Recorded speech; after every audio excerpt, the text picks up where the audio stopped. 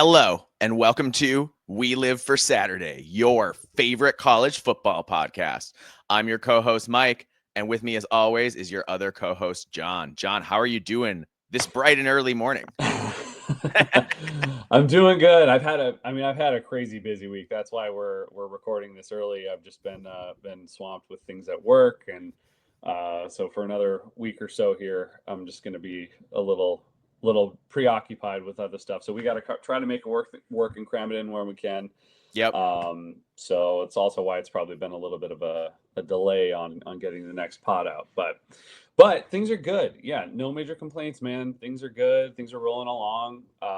Spring is here. It's supposed to be in like the 70s, if not even the 80s next week, which is crazy. Which I'm not ready for. Yeah, I'm not ready for 80s. I'm okay with like a good 70s, sure. Yeah, like a low 70s. You know, like I'll take that all day. But yeah, I'm not quite ready for the 80s yet. But you know, that is the way it is these days. So, yeah, man. You know, life is good. No major complaints. What about you? Oh, it's good, man. Been a busy week, work and whatnot, but I am going to the lake this weekend. Awesome. Haven't been to the lake since. I don't even think I made it up there this winter. So I actually don't think I've been there since last summer. I usually try to make a winter trip or two to the lake, but it did not happen. Winter up at the cabin is awesome, man. Oh, winter at the cabin is great. You build a big fire, get out the blankets, turn on some music, periodically jump in the hot tub. Yep. You know, that's how you do it. Winter at the lake, but summer at the lake's pretty great too. It is, absolutely. No doubt. No doubt. I still need to get back in shape for water skiing season, but I got about 6 weeks. Yeah, you'll get there. Yeah. Easy. Oh, man, right on. Yeah. Well, before we get into things, I'll start us off as always. If you want to find We Live for Saturday, you can find us on YouTube, Spotify, Apple Podcasts, and Podcast Addict. You can find us on Twitter at We Live for B1GSat. You can find Mike here at Alibaba26. You can find me, John, at Norwegian Gopher. And you can email us, We Live for Saturday, B1G@gmail.com. Please follow, subscribe, share, tweet, retweet, all that stuff. We would really appreciate it. Yeah, if you can follow us, subscribe to us, on YouTube, that would be great. That helps us the most. So, you know, we always have our YouTube link in the description. You know, if you could hop out there, that'd be great. We appreciate it. Mm-hmm. Cool. Awesome. So, John, we are going to make some people upset today. We're going to rank the Big Ten football coaches because it's the offseason and we haven't done a coaches ranking in like a pretty long while. Yeah. And, you know, we haven't. I'm excited to put out our new coach rankings with where we think things sit post 24, pre 25. Mm-hmm. Then we can look back at them in October and be like, oh man, we missed on a couple things. Yeah. There's always a surprise here or there. So, you know, things can change. Absolutely. But before we get talking coach rankings and decide to make you upset because we secretly hate your coach, just kidding, we don't. We got to talk a little bit, John. I think it is college football. I think we got to talk about Bill Belichick. Mm-hmm. Well, one thing I want to talk about, though, before you since you did mention about we secretly hate your coach, I don't actually hate any coach in the Big Ten. Like, I really don't. There's not a single one. I used to hate Bielema. I used to, but we had some reason for that back. Yeah, he was a dick. He was. He went for 2 up 27 in the fourth quarter. Yeah, it was pretty bad then. But even still, like, I don't have anything against him now in that regard. I think I think failing at Arkansas humbled him a lot. Yeah. And he's he's much more tolerable now that he's got a little more self-awareness than he had in his Wisconsin days when he thought he was could walk on water. Yeah. Well, and I just don't think it's not in our nature to obsessively hate a coach for no actual good reason and tweet about it all the time. You know, that's something that I guess we don't do, but you know, some do. I dislike Kirk Ferentz. I don't like him. Yeah, I'm not a huge fan of. Not a fan. Yeah, but I respect the hell out of him. Respect. Oh man, he's high on my list when we get into the coaches. Yeah, absolutely. I have a ton of respect for him, but I don't like him. Yeah. So, but that just shows that even if we don't like your coach, we will show them the respect they deserve. Absolutely. Yeah. Also, remember when we go into these coach rankings, these are Big Ten coach rankings. So Yes. whatever you did before you were in the Big Ten, I'm not saying we didn't pay a little attention to it, but that's not, we structured our rankings largely based on Big Ten successes and failures because it's a Big Ten podcast. Yep. I mean, there's some factoring in, but not heavily. So yeah, for sure. Cool. Awesome. So should we start off and talk about the enigma that is Bill Belichick? Let's do it. This is wild. It's crazy. So to catch people up, Bill Belichick is a man in his, he's what, 73, 73, I think. Something like that. Yeah. Something like that. And his girlfriend, in big quotes, is 24. And he was doing an interview to promote his new book. He wrote a book about football. And he was doing a CBS This Morning interview, total softball interview, easy questions, the kind of thing where you roll out of bed and everyone's nice and it doesn't matter if you're prepared or not. Well, this time Bill wasn't prepared, but it wasn't the questions he wasn't prepared for. He wasn't prepared for his girlfriend, Jordan Hudson, to jump in the middle of the interview. So he said, the interviewer asked totally innocently, so how did you and Jordan, your girlfriend, meet? And she, from off camera, snaps, we're not talking about that. We're not talking about that. So that set the tails wagging, considering this is a man in his 70s whose girlfriend could be his granddaughter very easily. Oh, yeah. Absolutely. Yeah. He was 49 years old, 50 years old when she was born. Yeah. When she was born. Mm-hmm. Not when she was in school or something, like when she was born. Yep. Yeah. Yeah, dude. He's got football plays older than she is. Yeah. Like he has stuff he runs that he's been running longer than. Yeah. Anyway, so Bill Belichick after that put out a statement to try to do some damage control. I'm not convinced he succeeded. Mm-hmm. All right. Quote, I agreed to speak with CBS Sunday Morning to promote my new book, The Art of Winning, Lessons from My Life in Football. Prior to this interview, I clearly communicated with my publicist that any promotional interviews I participated in would agree to focus solely on the contents of the book. Unfortunately, that expectation was not honored during the interview. I was surprised when unrelated topics were introduced, and I repeatedly expressed to the reporter and the producers that I preferred to keep the conversation centered on the book. After this occurred several times, Jordan, with whom I share both a personal and professional relationship, stepped in to reiterate the point to help focus the discussion. The interview stayed on track. Some of the clips make it appear as though we are avoiding the question of how we met, but we have been open about the fact that Jordan and I met on a flight to Palm Beach in 2021. The final 8-minute segment does not reflect the productive 35-minute conversation we had, which covered a wide range of topics related to my career. Instead, it suggests selectively edited clips and stills from just a few minutes to suggest a false narrative that Jordan was attempting to control the conversation, which is simply not true. I mean, when you watch the interview, that's not what happens.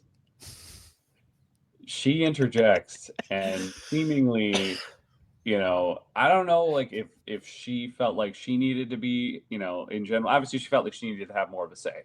Yeah. And it is interesting to me that it wasn't just the relationship questions, though. It was even talking about football questions that she felt like she apparently had more wisdom or knowledge or as much as Bill Belichick, six Super Bowl time Six-time Super Bowl champ, yes. Yeah.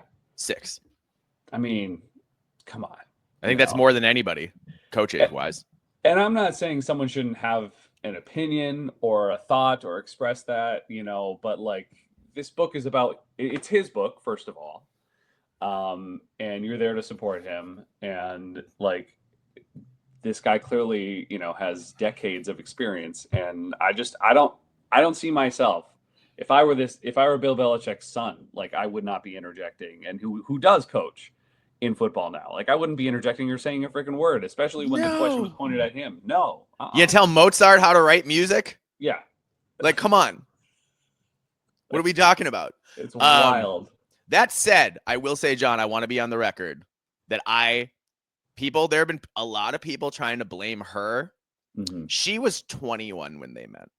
Your Mm-hmm. brain isn't even fully formed until you're 25. Yeah. That's just scientific reality. Yeah. So he's the bad guy here, is what I'm saying. If there's a bad guy here, it's not her. Mm-hmm. I see a lot of people being like, oh, she's a gold digger. Oh, she's blah, blah, blah. Like, he groomed her from age 21 as a 70-year-old man. So, like, I understand. I think we do this thing where we want to blame women a lot in our society, just in general. But, like, I've seen even women on Twitter being like, well, I think she's the problem. She's really hurting Bill Belichick. I was like, what do you mean he's hurting her, if anything? Like, yeah, he's making her rich, and I'm sure that's great. But, like, you can't tell me that's a healthy relationship. No. I mean, it's not a sustainable relationship, in the eyes of either of them, in my opinion.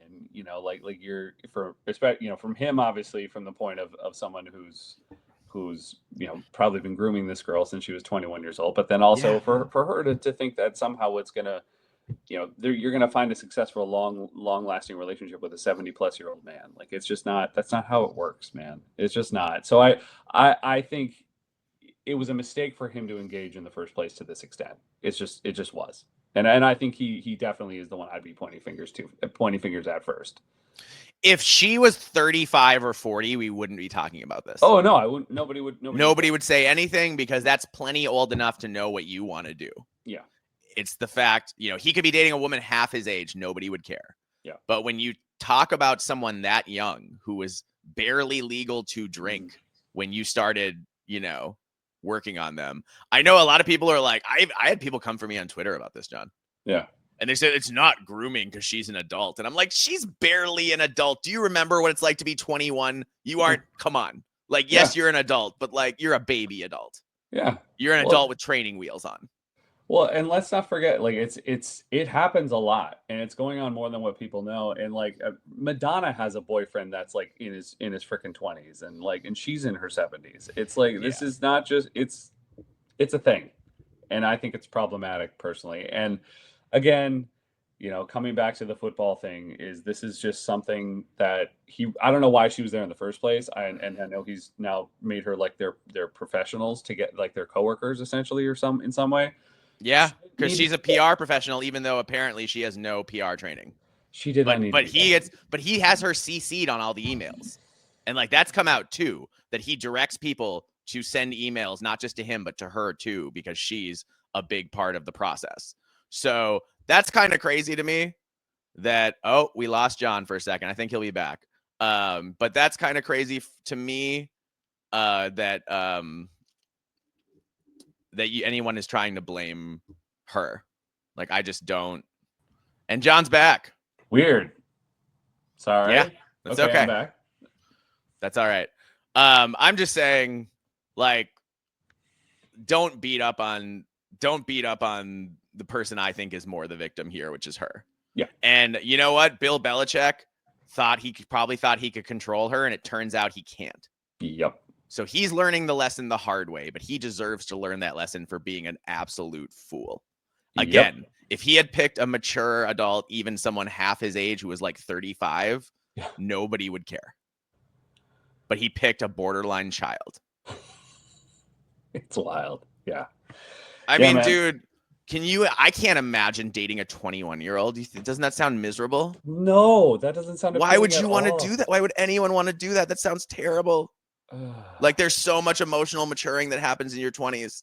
Yeah, no, that does not interest me at all, to try to establish a relationship, a full-fledged relationship with someone in their early 20s. That does not. No, there's nothing reasonably healthy about that. No, I don't care if you're a man or a woman. That is not a good thing. I wouldn't have wanted to date me at 21. Hell no. Can you imagine, like, at 21, the way you look at the world, and just, no. Yeah, man. So I'm firmly in the boat of, I don't blame her, I blame him. Yeah. That's where I'm at. That's where I'm at on that. Yeah, I'm with you. North Carolina is going to be the one to pay the price. I mean, is this going to hurt him to the point where this is going to be a problem, like, for the university, like that, if this continues, I guess, like, I mean, I'm sure it's being addressed behind closed doors, but like, is North Carolina going to be willing to put up with this? Is what I'm wondering for if this continues to proceed. Because are his players going to respect him? That's another thing.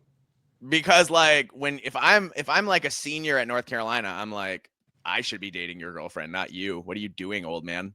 Yeah. You know what I mean? Like, so it's a weird thing. And it's like so much of a football coach is you have to respect that person and believe in that person. And Bill Belichick with this relationship, I think, is squandering a lot of the belief people had in him. I agree. So it's interesting, man. I wish we played Carolina this year again. We played them last year. I wish we played them this year so bad. Oh, man. That would be fun. Yeah. All right. Should we move on? Yes. Say talking SEC, John, the mighty SEC. And they are apparently, and Commissioner Greg Sankey are talking about, playoff expansion and adjusting the playoff. And they want, the SEC apparently has said, okay, we really want 4 automatic bids. And if you do that for us, maybe we'll go to 9 conference games. Mm-hmm. Which, again, the Big Ten already plays 9 conference games. The Big 12 already plays 9 conference games. Mm-hmm. So it's just the SEC and the ACC playing 8 at this point. Yeah. And like the lower divisions, group of 5, they're all playing 9 conference games too. So it's really just the SEC and the ACC holding out. So, John, I can see you about to burst. So why don't you give us your thoughts there? Well, this should have happened years ago. And my guess is, and from what I've been hearing from speculation, is that they are going to go to 9 because they are going to get 4 auto bids. It's just funny to me that Sankey is still out there trying to being like, oh, well, we're only going to do it. Like, you can't make us do anything we don't want to do. And if we do, you better give us this. And it's just all this attitude. And I just don't understand where this comes from as far as thinking that your 8 conference games somehow is equal to anyone else's 9. It's not, there's no logic behind that. There's no factual basis from that, in my opinion, at least compared to the Big Ten. I was going to say, you can make an argument that a 9-game Big 12 schedule is easier than a 9-game Big 10 or SEC schedule. And that's true. That's true. But the point is the Big 10 is playing 9. Yeah. And the Big 10 is the SEC and the Big 10 are 1 and 2. Yep. Currently the Big 10's number 1, as we saw in the last national title game, last 2, and also the last couple postseasons. Yep. The Big 10 is number 1, but it's close. It's 2. They're 2 power conferences, the SEC and the Big 10. And it's just funny that they think, and imagine, I mean, like I said, having 8 games and having 5 teams or whatever it was last year tied for second was so stupid. Mm-hmm. Well, it's that, and you can't tell me that the narrative on ESPN every freaking year wouldn't be talking about if the shoe were on the other foot. Let's say the Big Ten was playing 8 conference games and the SEC was playing, that ESPN wouldn't be running that constantly, nonstop. It would be a punchline. It'd be a standing joke. Yep.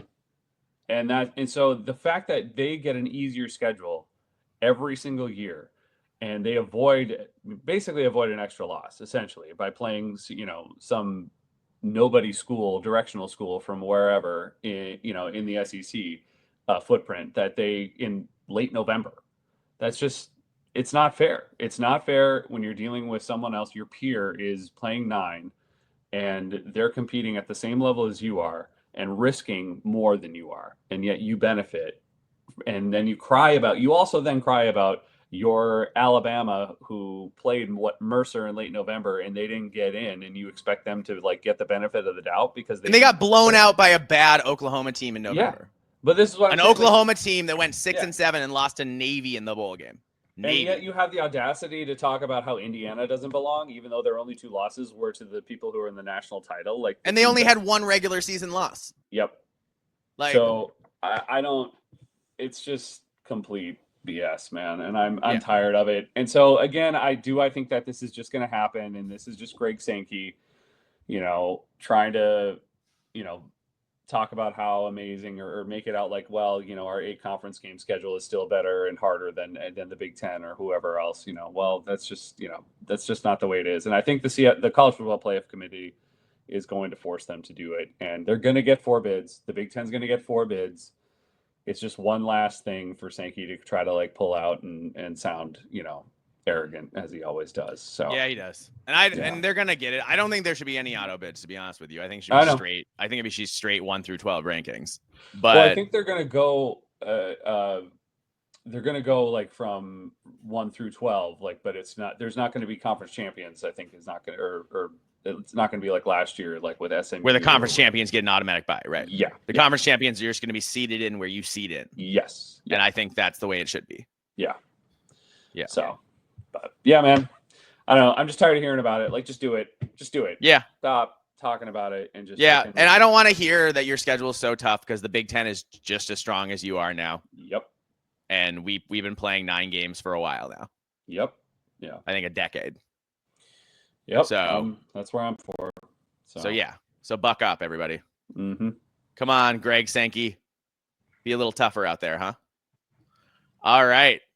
John, should we get into the main thrust of the episode? Let's do it. Cool. So it's going to get contentious.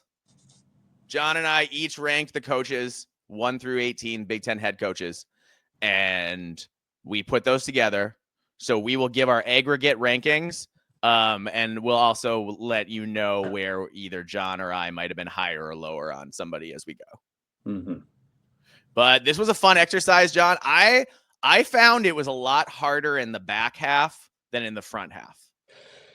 Yeah, for me, the front half was pretty easy, I'd say. And, I guess like I started getting tripped up, like 8 through 12 was really hard. Yes. And then like it started getting a little easier, but not super easy, 13 through 18. Yep. So 1 through 7, pretty simple, but yeah, man, it started getting real dicey. And I could still look at this and switch it around a bunch of times and not really know for sure. But I mean, there's a lot, and really to me, what that speaks to is the quality of head coaching that we do have in the Big Ten.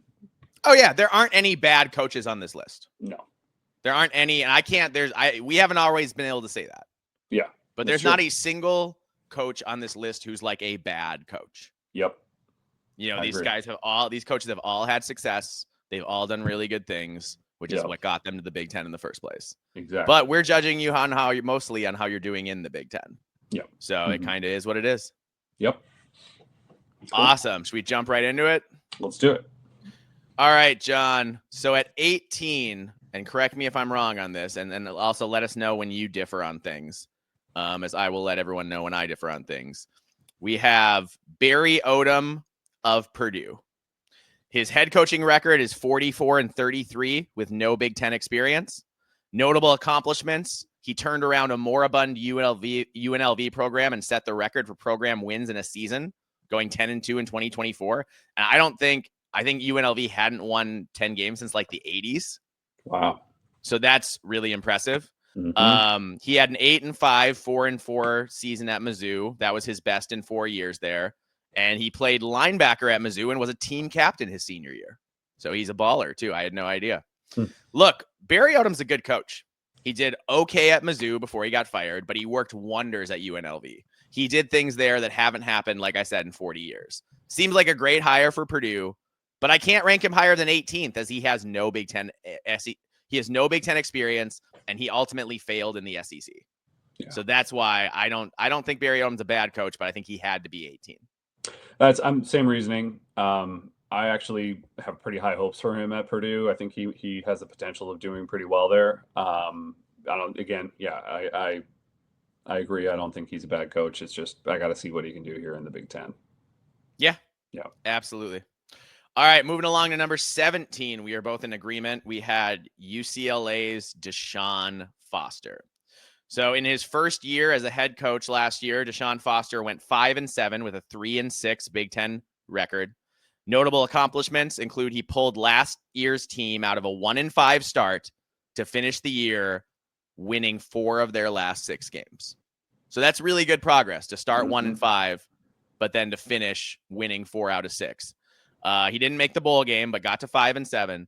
And then he brought in Nico Iamaleava from Tennessee in this transfer portal QB swap. UCLA brings Nico into SoCal, and because Nico demanded more money at Tennessee and didn't get it, And now he's playing for less money in Southern California because Tennessee was sick of him and basically kicked him off the team. So the good news is, John, that UCLA just brought in a former 5-star rated QB at a huge discount. The bad news is that Joey Aguilar spent 4 months winning over the locker room, was reportedly doing a really good job. So how do Nico's diva antics play in that UCLA locker room? If they're winning, probably goes fine, right? Everybody's happy. But what happens if they lose a couple games in a row early in the year? Do we see Nico take responsibility, or will he throw his teammates under the bus? Will he rally the guys around him, or will he be aloof because he thinks he's better than everybody else? These are the real questions. These are real questions, and they need to be answered the correct way for Nico to have a chance of working out at UCLA, in my opinion. Yeah, I agree. And looking at Deshaun Foster, he did much better than I was expecting. Like you said, it Way was better. rough, and we knew it was going to be rough. Everyone knew it was going to be hard. Yes. But his ability to adjust throughout the season was great, and they were tough. They were Their not defense particularly was good. Yes. That Carson Swessinger, the linebacker, he just went really high in the NFL draft. He was a beast, man. He was everywhere making plays. So I think Deshaun Foster is a really good fit at UCLA. I think he's if he continues, progressing, and you continue to see that, and they make a bowl game this year, UCLA will continue to be, or will be, competitive, I think, in the Big Ten. And I think Deshaun Foster is a good coach. So yes, his ability to go from start the season the way he did last year, and to not just roll over and die, but come back and fight for every game, every yard, which is what we saw. To me, that's the epitome of a good coach, man. You're going to struggle, but yet you just prove by getting your players to never give up, and that's what everybody saw last year. So when I was at that UCLA game, walking out, I turned to some UCLA fans. We were all walking to our cars, just kind of talking, and I was like, "You guys played hard. That's the best 1-5 football team I ever saw, for real. That team you guys have some ability." And they were all like, "Thanks for beating USC." And we were like, "We do what we can." We did. Yep. We did. Yep. I had a USC fan have the audacity to tell me he wished we were on the schedule this year. And I was like, "No, we wish you were on the schedule, dude." Yeah, we do. We do. We're sad we don't get to play you. I'd love to see Jaden Mayava against our secondary this year. Oh my God, right. It would be amazing. It would be. I didn't even think about that. I was just thinking, absolutely. That's funny. All right. Should we move on? Yes. All right. We had a tie, our only tie in the rankings, at number 15 between Maryland's Mike Locksley and Northwestern's David Braun. So let's start with Uncle Mike Locksley. Last year, he went 4-8 with a 1-8 Big Ten record, with his only conference win was over USC, actually. And since he got to Maryland, he's been 33-41 with a 16-40. No, that's not right. 16-30. No, that's wrong. Okay. He's won 16 conference games out of a lot more than that. So it hasn't gone great. Notable accomplishments. He twice went 8-5, 4-5 in the Big Ten with Taulia Tagovailoa at QB. He's won some high-profile recruiting battles. He's got a 5-star quarterback, and right now he's got a 5-star defensive end committed. So Maryland, man, there's talent. He's gotten some guys committed. The problem is he hasn't been able to keep those guys on the roster, because once they blow up, they leave. Like Jayshon Barham blew up and went to Michigan. They lost, Maryland lost basically all their skill players in the portal this past year. So not having the NIL has just crushed him. And at the same time though, John, I want to give Mike a pass because he is Uncle Mike, but his teams just haven't gotten the job done either. Right. No. He recruited that high-end QB in Lia Tagovailoa, but he failed to do better than 8 wins. He had him for 4 years and he never did better with 8 wins. He never had a winning Big Ten record. So Locksley has had great skill players, but he hasn't recruited or developed nearly well enough on either side of the line of scrimmage. I think, it's really bad. Awful. And I think the worst for me is that his teams seem to regress as Yeah. the season progresses. Yep. They play their best ball in September, and by November, it gets ugly. And it's like teams are supposed to get better throughout the year, not worse. And Mike Loxley's teams don't get better throughout the year. So yeah, it's tough, man. I feel for Mike Loxley because I do think the NIL thing has made that job almost impossible. But at the same time, he's the head coach. It's his job to get people excited, donate, and get them donating NIL money. Yeah, I'm with you. Like on everything, I echo a lot of what you said about Mike. It's when you have someone who is a generational talent like Talia Tagovailoa, and you have wide receivers who are elite, and even running backs that are good. Like you've got all this skill position, and for years now, he's been aware that he has to develop on the line of scrimmage, and he just it seems like he just refuses not to. Like he just does not prioritize that at all. And that's so bizarre to me in this day and age of college football, especially in the Big Ten, man. Yeah, you can get away with that in the ACC or the Big 12, but like this is the Big 10. Exactly. So it's just weird to me. And that's on him. And so that's why I got to put him down there. I love Mike Loxley. I'm going to miss him when he's gone, which I unfortunately suspect is probably at best is going to be by the end of this season. I don't think he's going to make it through the whole year. I don't think so either. But yeah, it's a letdown, man. So I think, and with all the resources he has available, just as far as recruiting in the DMV there, that he should be doing a lot better than what he is. And he recruits pretty well. He just can't retain the talent. Everybody leaves. But like at the line of scrimmage, at the line of scrimmage, he doesn't. He doesn't recruit well enough. Yeah, but I think skill position players, he recruits plenty well. Yeah, but I think he's retained a number of good skill positions. I know a lot of them. There are some obviously that have left and gone on to like bigger helmet schools. And he lost his quarterback, running back, and wide receiver this past year from last year. This past year, but I think like over his career though, like he's maintained okay. I mean, no, for sure. But I mean, as of right now though, as the last few years, it's just gone downhill a lot because I think everyone sees the writing on the wall of what's going to happen. So. It's too bad. I'm going to miss him when he's gone. Oh, yeah. Look, until Maryland and Purdue can invest more money in NIL, it's going to be really hard to win at those schools. Yeah. They are just behind everybody else in the conference. Maryland and Purdue are. Everyone else has more NIL money than they do for football. And part of that is they're both basketball schools, right? Yep. So they're fighting that internal battle, and basketball is winning at those schools. Yeah. And that's why we see those schools continue losing on the gridiron. Yep. Yeah. So I don't fully blame the coach, but like if I'm hiring at a Purdue or honestly anywhere, but if I'm hiring at a Purdue or Maryland, I'm only hiring a guy in this day and age that I think can raise money. Period. I agree. Yep. Because that's the most important thing right now. Yep. Yeah. Totally agree. All right. Also tied at 15, we had David Braun of Northwestern. So Braun's has gone 12-13, 7-11 in his first that's in conference in his first 2 years in the Big Ten. Last year, though, he went 4-8 with just a 2-7 Big Ten conference record.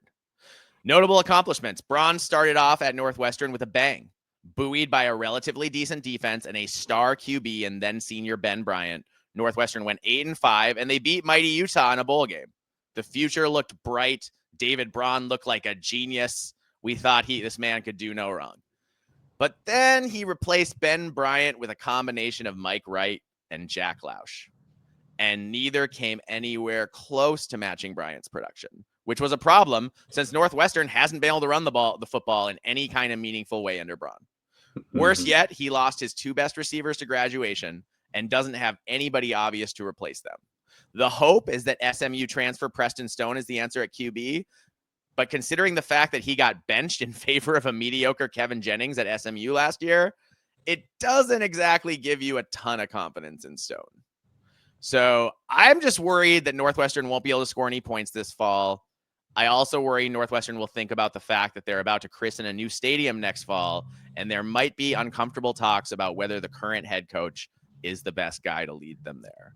This is a big year for Braun. If he misses a bowl, I think there's a decent chance Northwestern decides new stadium, new coach, and starts over.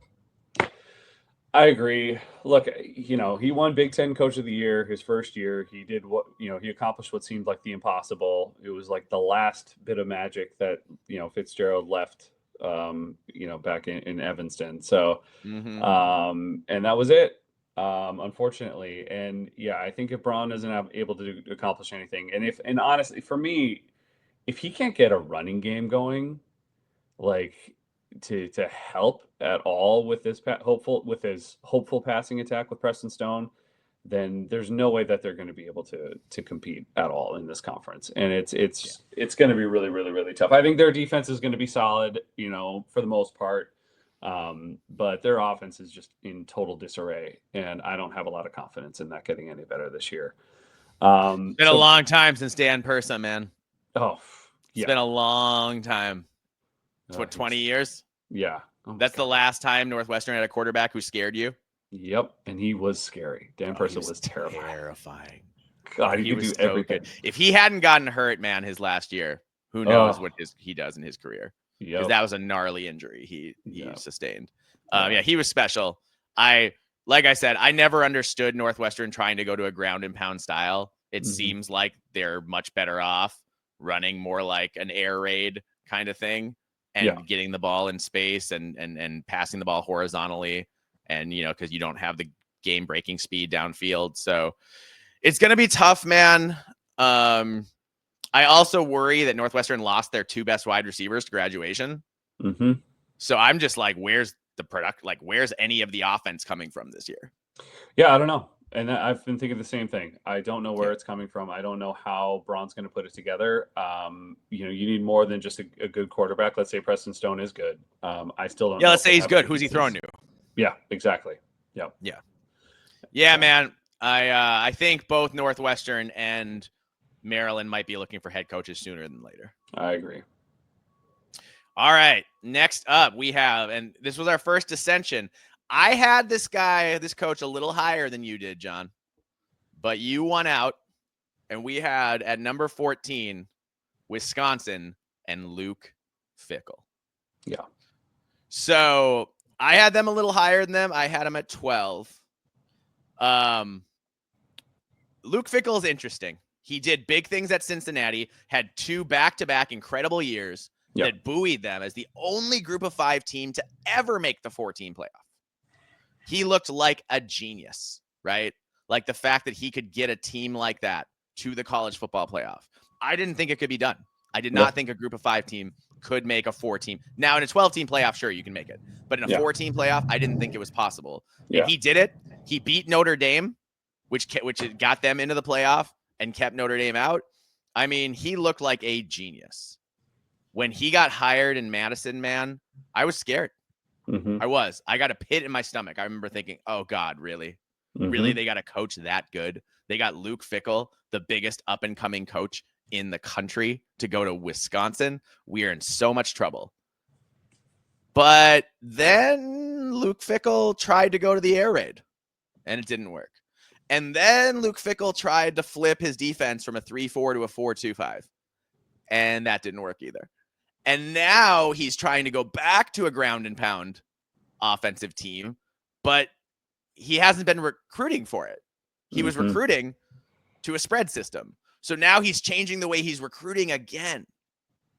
And John, when you think of a coach who spent 2 years building to a system, his first 2 years, and then immediately tried to change everything around going into year 3, you know who I think about? Tim Brewster. Yeah. Tim Brewster ran a wide open spread offense with Adam Weber his freshman and sophomore years and looked really good, put up a lot of points, but they had a little bit of trouble in the red zone, as spread offenses often do.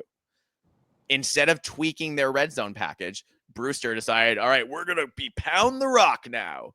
Now we're going to run the ball, even though we didn't have any good running backs on the roster. Yeah. We had a second team all conference quarterback, but no running backs. And he's like, we're going to run the ball. And it didn't go great. So, yes, Fickle wants to get back to running the ball with power, but like, what did it cost them recruiting to a different system for 2 years? And then also, what was I just going to say? Oh, I was on the tip of my tongue and I lost it. Yeah. There's only 4 players remaining from Wisconsin's 2023 recruiting class. So those are the guys who should be juniors and redshirt sophomores this year. And Wisconsin only has 4 of them left. That hurts. That is a giant crater in the middle of your roster. And yeah, Fickle's had the transfer portal and he's done some good things around it. And I give him credit for bringing in not 1, but 2 transfer portal QBs, just in case, since he lost his QB to injury the last 2 years, just in case he's got 2 of them now in Billy Edwards from Maryland and Danny O'Neill from San Diego State, who are both did some good things last year.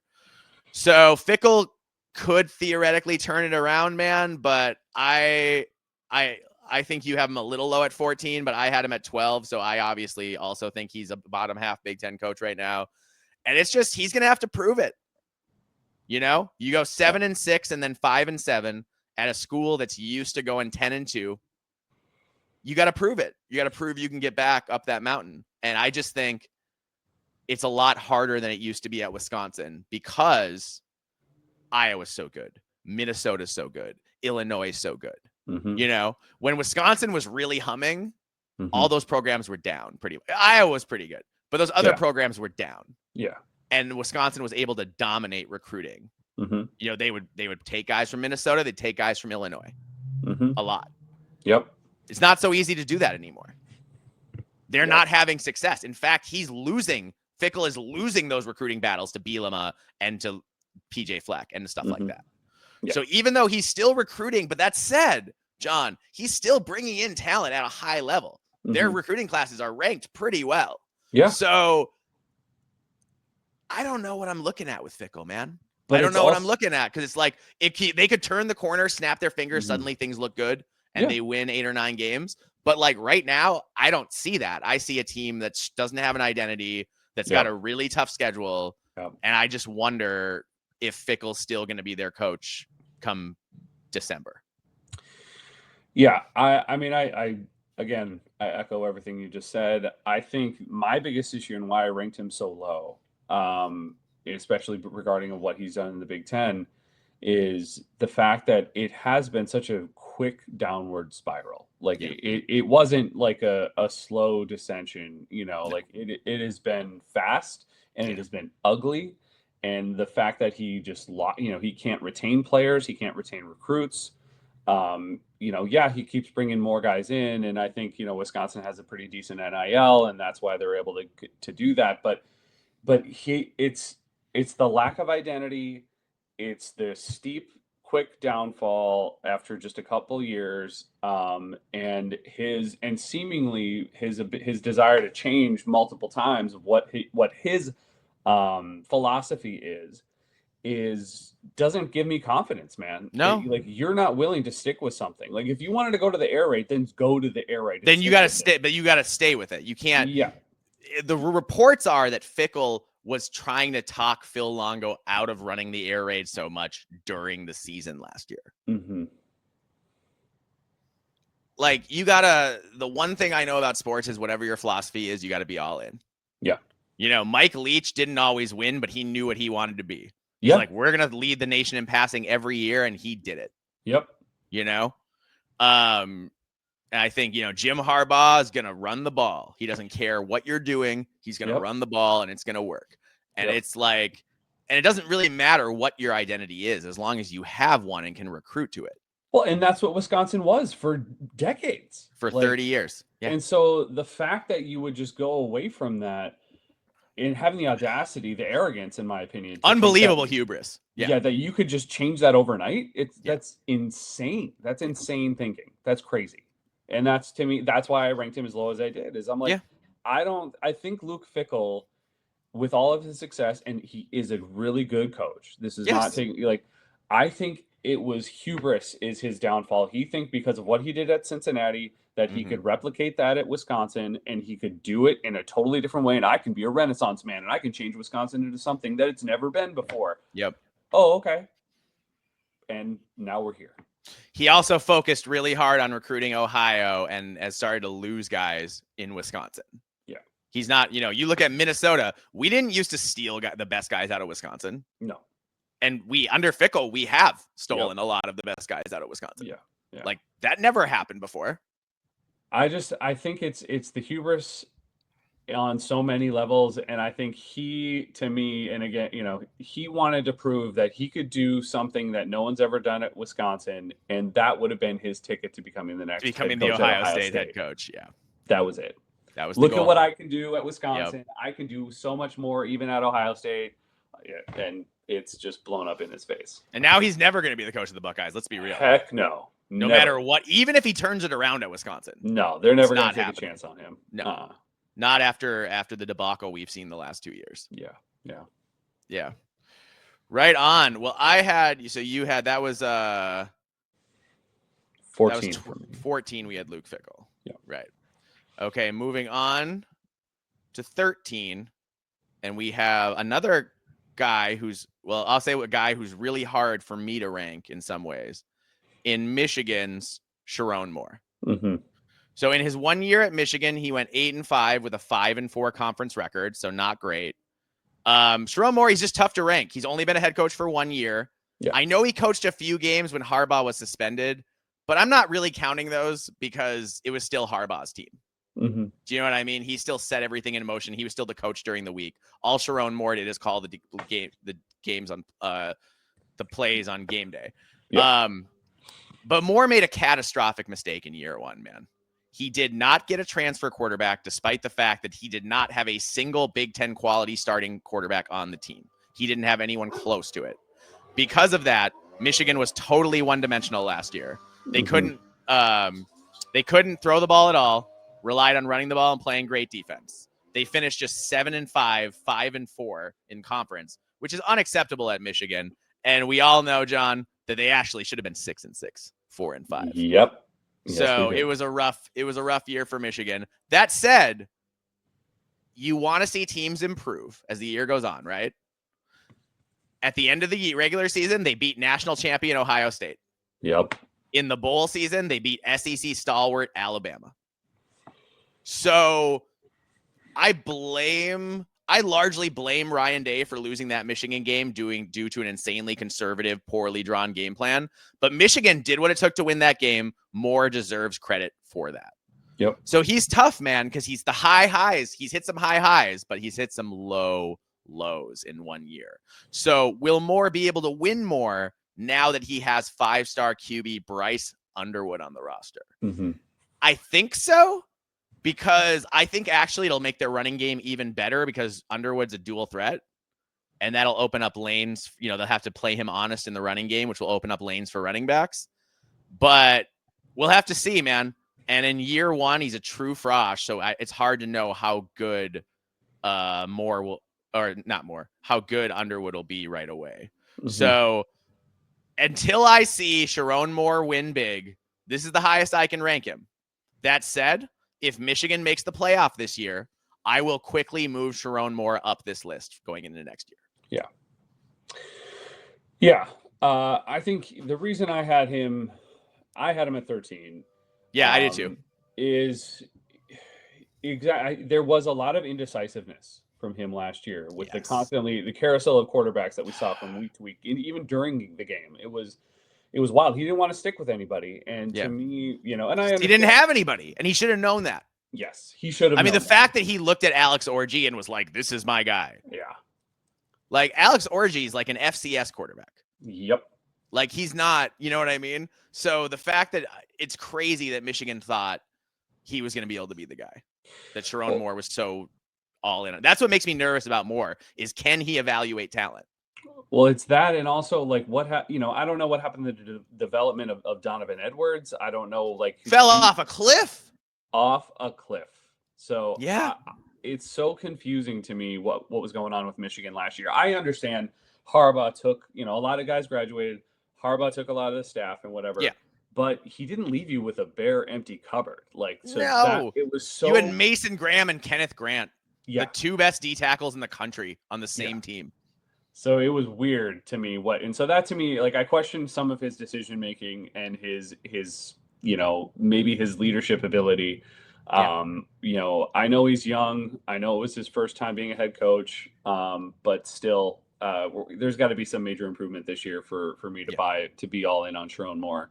I think there's potential there, but as of right now, I'm not super impressed. But I do give him credit for beating Ohio State and Alabama last year. You got it. Yeah. Yeah. That's why he's as high. If he doesn't win those games, he'd be much lower on my list. Same. Yeah.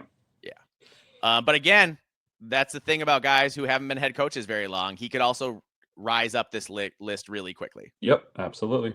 Yeah. All right, John, are you ready to make a lot of people mad? Oh, yeah. At number 12, we have Matt Rule of Nebraska. I actually had Matt Rule at 9. So you dragged Matt Rule. So anybody wants to blame, go to Norwegian Gopher on Twitter. That's your guy. That's the guy that you want to get mad at. It wouldn't be the first time. I mean, it's Yeah. it happens at least once a month where Huskers go after me for whatever reason. So Matt Rule 12-13 in 2 years at Nebraska, just a 6-12 conference record in those 2 years. And last year he went 7-6 with a 3-6 conference record. Notable accomplishments: he spanked Dion last year. Spanked him. Mm-hmm. That was a big win. That was definitely his signature win of the season, I think, was to take a good Colorado team and just blow them out. That said, 12-13, 6-12 in 2 years, woof. It's not great. It's not what people imagine when they hired Matt Rule. Yeah. That said, Matt Rule had breakouts in year 3 at both Temple and Baylor, achieving double-digit wins each time. So this is year 3 at Nebraska. Is this when the Matt Rule effect comes into effect and they suddenly win a bunch of games? So is this, they finally break through, have a winning regular season? It hasn't happened. Go on. I mean, if we're going to be going, like a lot of people are with like what he's done previously, Nebraska should be in the college football playoff this year. Is what should happen if that's the case. Yes. Those are the expectations, right? Yeah. So, but it's interesting that no one's talking about them for the first time in forever, because usually every year people are talking about Nebraska making the playoff, even if there's no chance. Yeah. This is the first year that people aren't really talking about it. Mm-hmm. And maybe that plays in Nebraska's favor. Maybe that helps Matt Rule build up an us against the world kind of mentality. I don't know. Or, I mean, to be honest, like, this is the first time I feel more optimistic in favor of Nebraska because of that. Like, and like I think it might work to their benefit, not having that hype and setting these unreasonable expectations, which might allow them to take some of the pressure off of having to perform at such a high level. Like, not to say that they couldn't, like either way, but like, man, like that's just after how many years we've seen that. And I can't imagine that, these kids have access to everything. They hear all the things that are being talked about. And and so I think like that added pressure on kids that age is a lot to handle. And so taking some of that off, not to say that there aren't high expectations, but taking some of that pressure off, man, like that's only going to do them favors, in my opinion. So who knows? Yeah. Maybe they could reach those heights. Could be. I would say that Matt Rule, though, so far has not adjusted to the Big Ten as quickly as people thought he would. I agree. There's been more staff turnover than expected. Mm-hmm. And Nebraska had a really favorable schedule last year. Yeah. So the fact they only went 6-6 is pretty bad.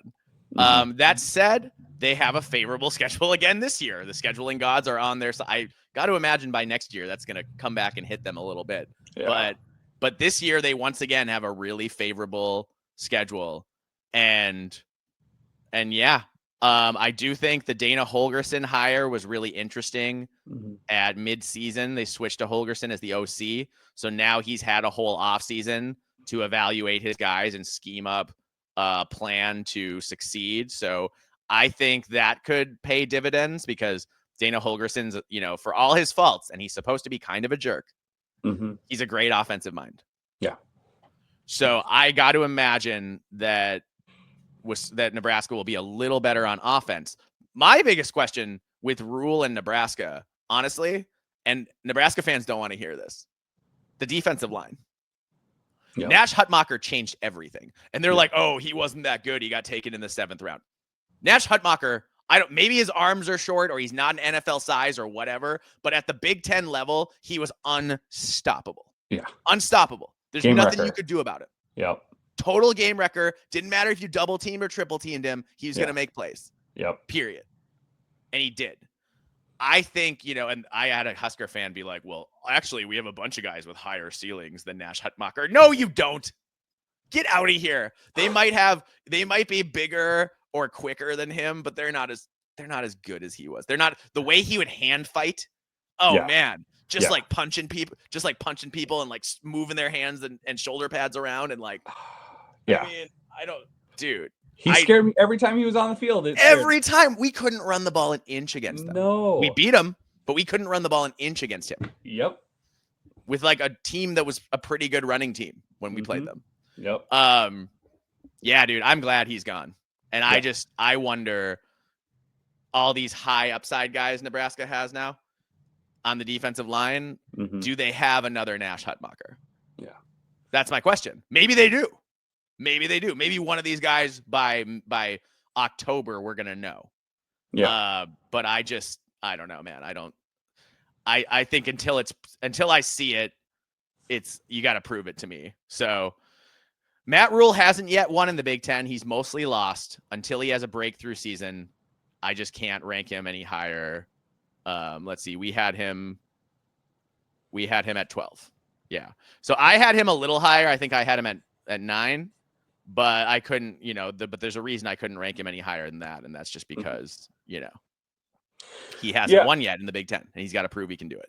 Yeah. Now, I'm with you. I think Matt Rule, there's definitely potential for them to win 7 games, maybe 8 games this season. They can win 8 games if they have it together, if their offense is improved.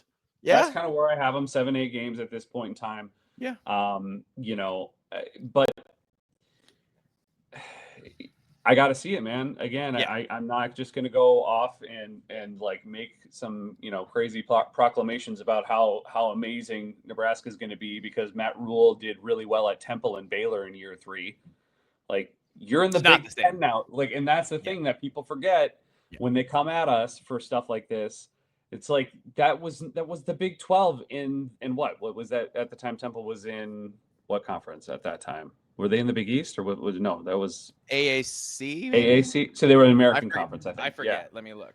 But like either way, he's a great coach and he did very, very well at those schools in those conferences. But this is the Big Ten. It's not that easy. We saw the same thing with Lincoln Riley at USC. AAC. I was right. Yeah. So we've seen the same thing with Lincoln Riley jumping in at USC. Like it's not that simple. So that's to me, give him some time. I think he's moving in the right direction. I think they should be improved this year. Even if they don't, let's say it'll be a disappointment, obviously, if they only go 6-6. But I still think he's going to have this team improved. It's still going to look better. They're going to be a tough team. So I think Nebraska's going to be a really tough out this year. Yeah. I think I question their receivers a little bit. Yeah. But if anybody can get production out of those receivers, it's probably Dana Holgerson. Yeah. Yep. I'm with you. Who is not a guy I'd want to hang out with, but is a smart offensive mind. Yes. All right, moving right along. We have, John, you ready to make people really angry? At number 11, we have USC's Lincoln Riley. Yeah. I can see where this is probably going to make people a little upset, but again, we weigh heavily towards Big Ten accomplishments. Lincoln Riley went 7-6 with a losing 4-5 record in the Big Ten last year. So how do we talk about this guy, John? It's really a hard thing because if we're talking Oklahoma Lincoln Riley, there's a lot of good things to say. Mm-hmm. He won 3 Big 12 titles, made the playoff a few times, turned out elite QBs at an incredible rate in Jalen Hurts, Kyler Murray, and Baker Mayfield. I mean, Baker and Kyler both won the Heisman Trophy. Yep. He was totally dominant in the Big 12 at Oklahoma. But then something unexpected happened. Lincoln Riley got offered a 9-figure contract to coach at USC. He left Oklahoma and he took Caleb Williams with him, who then went on to win the Heisman at quarterback. But during that Heisman season, USC got smacked by Utah in the Pac-12 conference title game. Then Caleb Williams went on to the NFL. USC joined the Big Ten. In year one, and also, the year after he won the Heisman, Caleb Williams regressed and they didn't play as well. Yep. So that was the first warning sign, was when they took a step back with a Heisman quarterback. That's not something that should happen, really. And then you look at USC last year in the Big Ten, man, they looked overmatched on the line of scrimmage all year against most teams in the Big Ten. We saw it. We pushed them around. Minnesota pushed them around. Yep. Even Maryland pushed them around a little bit. Yep. And Maryland doesn't push anybody around. Yep. They were built for the Pac-12, USC was, and they clearly didn't have the line of scrimmage talent necessary to compete in the Big Ten. Worse yet, man, Lincoln didn't play to his team's strengths. He kept running this pass-happy offense, despite the fact that his line couldn't pass block and his receivers were inconsistent, and he had a running game that was much better than his passing game. Yep. Lincoln needed to play to his team's strengths. He needed to run the ball and control clock and win that way, but he wouldn't do it. He stuck to what he prefers to do, and that, my friend, is a big red warning signal right there. Mm-hmm. Great coaches adapt. Nick Saban, when he said, I remember Nick Saban tried to change the rules so that you couldn't run hurry up offense. So guess what happened when he couldn't change the rule? He ran a spread hurry up offense. He just was like, okay, if he's like, this is a bad rule, but if this is going to be the rule, we're going to take advantage of it. Yep. And Nick Saban was always doing that with whatever rule tweaks there were to take advantage of those. That's what good coaches do. So my question is, John, what happens now? Does Lincoln adapt to the Big Ten finally? Or does he continue stubbornly doing his own thing and struggling at it? I still think it's insane that he benched Miller Moss for Jaden Maiava. That was a dumb move, in my opinion. I think Miller Moss is going to do great at Louisville this year. I don't think Miller Moss was the problem. But that said, Lincoln deserves credit for his past accomplishments. But this is recent performance, man. His first year in the Big Ten, I can't rank him any higher. Yeah, I'm with you. I actually I can't rank him any higher than that. He lacks competence, in my opinion. And his decision making is what throws him into question, had me rank him at 11. Can he develop talent? Can he develop quarterbacks, receivers, all that kind of stuff? Absolutely. Yeah. I mean, incredible. Like, full credit to you, Lincoln, for your ability to do that. You're amazing. 3 Heisman winners. Yeah, you're 3. You're a gosh darn quarterback whisperer, man. Like, you're incredible. Yes, he is. You're even in some ways, I think you're probably a really good offensive coordinator, oh yeah. It's just, oh yeah. And I think that's where he would probably flourish. Like, if he went to the NFL, or, I think he would be an amazing offensive coordinator somewhere. And, but the fact that he flat out refused to lean more on his running game last year is inexcusable. And for all of the USC fans out there who are still Lincoln Riley apologists and are blaming using Miller Moss as the scapegoat because that's what Lincoln did, you're just freaking wrong. You're flat out wrong in every single way.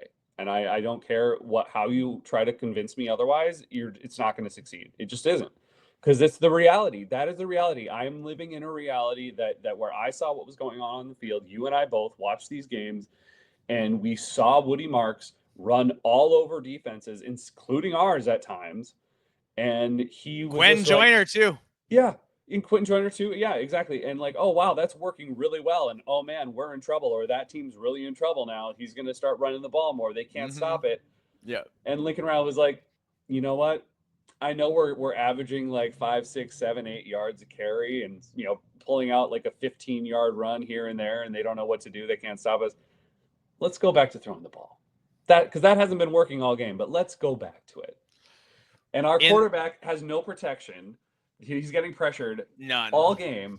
None. But, it's poor. It's incompetence. And that's where, again, we've said it all last season. We're saying it all off season. The call is coming from inside the house. Lincoln Riley is the problem. Miller Moss is not. Yeah. Yeah, dude, Lincoln Riley is either going to jump up this list or go way down this list. Yeah. And I think it's kind of up to him. Well, it's up to him, but also I think it's, either Maava takes a giant leap forward, or their, what is it, Longstreet? Is that their? Longstreet is the true freshman. Yeah. They got to hope he's ready. Yeah, they better hope he's Maybe ready. not by week 1, but they got to hope he's ready sometime during the season, because Maava is not it, dude. He's not it. Nope. Throws, man. Maava, it's like he's playing 500 out there. He's just throwing rainbows up for grabs. Yeah. And USC fans are like, no, it wasn't that bad. Really? Because I watched him. It was that bad. I'm like, what are you watching? I mean, those back-to-back pick sixes, 99-yard pick sixes against Notre Dame with the game on the line. And how many other times did he throw up the ball that he should be thanking his lucky stars it wasn't picked off? Because YOLO shots everywhere. Yeah, like a defender was just happened to be like, not paying attention or whatever. But like, dude, I mean, every time he throws up the ball, I'm holding my breath. Yeah, dude, for real. Maybe he'll improve that. Maybe he will. Maybe Lincoln Riley's the quarterback whisperer and he can turn water into wine. But yeah. I have rarely seen a guy turn the ball over that much and suddenly get better at it. Yeah. I remember thinking Mitch Leidner was going to get better at that. Never happened. No. Nope. I was like, he's going to learn to take care of the ball with experience. No. Some guys just don't. No.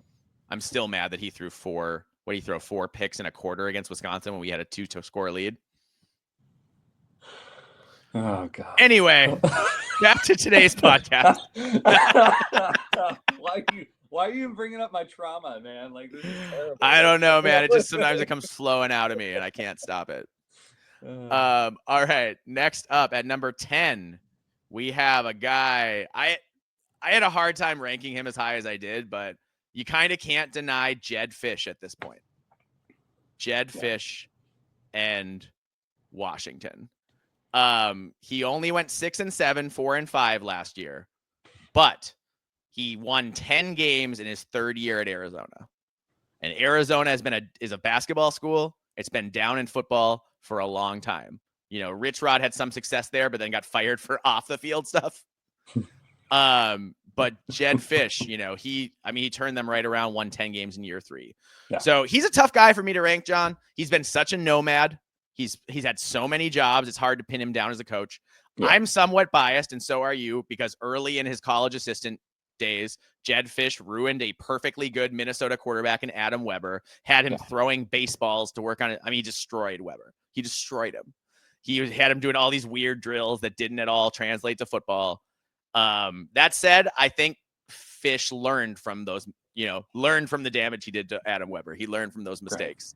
Right. Oh, that's good. I'm so happy for you, Jedd. I know. And he did it again last year. Yeah.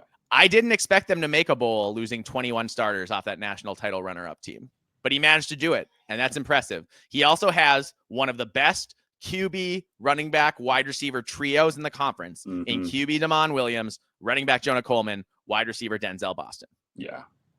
Washington is going to be electric. They're poised to take a step forward this year. How far, I'm not sure, but I think it will come down to line of scrimmage play.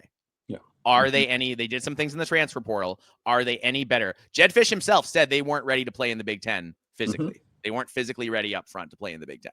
So how refreshing is that to hear a head coach actually admit to that? Lincoln Riley. We've got some former Pac-12 fans in our Big Ten chat who are, their schools are in the Big Ten now. And we kept telling them that. We were like the Pac-12 schools other than Oregon aren't physically ready. They're not physically ready for this conference. And they were like, oh no, it's going to be fine. Blah, blah, blah. No big deal. And they weren't physically ready for this conference. But they will be. I think some of them will. No, I think they'll get there. Yep. And that's it just takes a couple years of recruiting to it. Exactly. Yeah. We always said they would. It's just not right now. Yeah. And Washington's a very good program. They're resilient. Yeah. They'll bounce back. I think, Washington's a really interesting team just because, like I said, Damon Williams, Jonah Coleman, Denzel Boston. I mean, they're going to score points. Yeah, they are. They're going to score points. Yep. So they'll be a fun team to watch. It'll be interesting to see what they look like on defense. I don't have as good a feel for what they're going to be like. And Ryan Walters makes his return to the Big Ten as defensive coordinator. Yeah. So that's going to be really interesting because I think they're going to have to run zone more than Ryan Walters wants to because I don't think they have the personnel currently to run that man press style he prefers. But will he do it? Or will he be stubborn like he was at Purdue? At Purdue, he didn't have the talent to run that scheme, but he ran it anyway. Yeah. So like, what has Ryan Walters learned? That's a big question that we're going to get answered this year with Washington. I have, with Jedd Fisch, yeah. I mean, I got to give him credit for coming into the Big Ten the way he did, and being able to do as well as he did, I think, in his first year. You just gotta give credit where credit is due. I think you saw some choices, some decisions early on in the season that were a little questionable, and I was wondering whether or not this team was going to be able to win as many games as it did. But he did, man. They improved. They continued to improve as the season went on. He made some right choices on changing out some personnel. He's maintained a lot of the talent. So being able to hold on to the top end talent that he has and recruit the way he's been recruiting, there just seems like a sense of security there. And again, like having Jedd Fisch having the security in himself to admit where things went wrong and how we're going to fix it. Like that, to me, that's leadership, that's ownership, that's huge. So having that level of accountability is massive. So I think Jedd Fisch deserves the credit of being, I have him at 10, me too. And I think that he's, I think there's potential there for him to move up this list as well. Washington is just it's a great destination, great program, and I think they're going to continue to be the way they've always been. Is like these really, really, really high highs. College football playoff. Maybe even a national title contender, and then taking a dip here and there, but like always coming back. Yep. So, yeah. So John, next up we had I think our biggest discrepancy on the whole thing. Mm-hmm. Jonathan Smith at Michigan State. I had Jonathan Smith 14th. So you had him a lot higher than I did, which is what got him this high of a ranking. So here's what I'll say about Jonathan Smith. He went 5-7, 3-6 in his first year in the Big Ten last year at Michigan State. He did the hard work of turning around a moribund Oregon State program, his alma mater. It took several years, but he did it. Sparty hopes that the rebuild in East Lansing won't take as long as it did in Corvallis. Still, the Spartans underachieved in year one. Aiden Child did not live up to the billing at QB. The defense at one point went 6 games without a sack. And Sparty got blown out badly a few times. I mean, I think Indiana just scored again. But it wasn't all bad. They upset Iowa. Mm-hmm. So in year 2, Smith expects Sparty to take a big step forward. Until I see it happen on the field, though, this is as high as I can rank Jonathan Smith. It's about what you've done in the Big Ten when I'm ranking coaches, and so far he hasn't made a bowl game. That said, I predict Sparty will have a winning record and that Jonathan Smith will move up this list, at least for me, before next year. Yeah, I mean, look, when you put it that way, it does sound pretty silly that I have him ranked where I do. No, this is hard. There's a lot of good coaches. It's hard to. They're all very. Once you get past the first 6 or 7 or 8, it's really hard. Yeah, like 8 through 12 is really hard for me, and even 13 through 18, I think I already said, it was not easy. So, no. And putting Jonathan Smith up here is for me, it was. It's what I guess, like, I'm looking more at potential. I should have taken more consideration as what he has done and accomplished, obviously, in the Big Ten.